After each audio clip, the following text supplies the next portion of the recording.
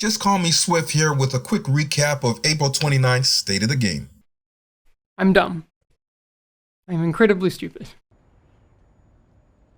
Agreed? Now, as always, agents, I ask you to subscribe and like. Don't forget to hit the notifications.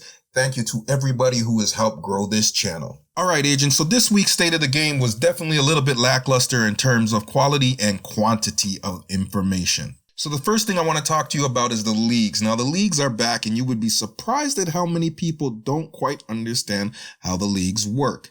So here it is. The leagues are 2 weeks long, in which they give you a number of objectives to achieve. Now, each league is 60 stages, and your objectives reset in the second week. Now, here's the thing. I said your objectives reset in the second week, not your progress. What does this mean? All you have to do to obtain your backpack trophy and your exotic cash is obtain 30 stages in the first week, 30 stages in the second week. So if you don't have a ton of friends to play with, join our Discord, or just knock out the easiest objectives you can find. You don't need 10 out of 10 on your time trials. Don't spend your time trying to knock out heroics. Just get to level 30 as quick as possible. Week 2 on the reset, do the same thing again. Now let's talk about Warhounds. Now they've come out and said that the Warhound convoy is not an exploit. However, if I were you, I would farm the hell out of this because they definitely intend to nerf this. Because according to Massive, and I quote, "This is tuned too generously." Now I wanted to talk about this because there's definitely been some confusion about this. And true to form, the longer that Massive had talked about this in the State of the Game, the more they let slip.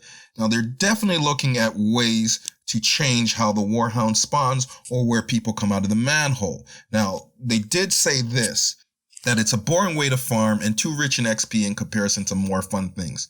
Translation, we're not going to buff the XP and everything else. We're going to nerf this. Now, we could see those changes as early as next week, so I would definitely get to farming, agents. Connectivity issues. Now, you would think this would take up most of the State of the Game, but they had surprisingly little to say. But here's what they did have to say. In the Asia region, Foxtrot errors have decreased after Tuesday's patch. North America and Europe, still investigating. Now, for the raid matchmaking, the deltas, and if you have done any raid matchmaking, you'll delta a lot of times before you're able to complete a raid. Now, this is still under investigation, so nothing new to update you with this week. Now, TU 9.1 is coming, and this is what they call a client-side update, so expect this to be a little bit beefier of an update. Now, they don't have a date yet, but we should know by next week's State of the Game. Now, what we do know is they'll be looking at the aggressiveness of ads, the constant barrage of grenades, and the target accuracy, aka the blind fire of the NPCs. Now, if you've been playing this game at all, you know that the NPCs seem to be getting better accuracy when their guns are on the side and they're hiding behind a vehicle. Moving on, let's talk about something that everybody wants to hear, the raid, the new raid. So they're likely to call this update TU10. And while they still haven't hammered down an exact date yet, they did let us know that they'll be giving us 2 weeks notice to at least get our bills adjusted for whatever this raid has to offer for us, which is a huge break from the last time they sent out a raid. Well, we've only ever had one, but it was atrocious. We went in there and we were getting slaughtered.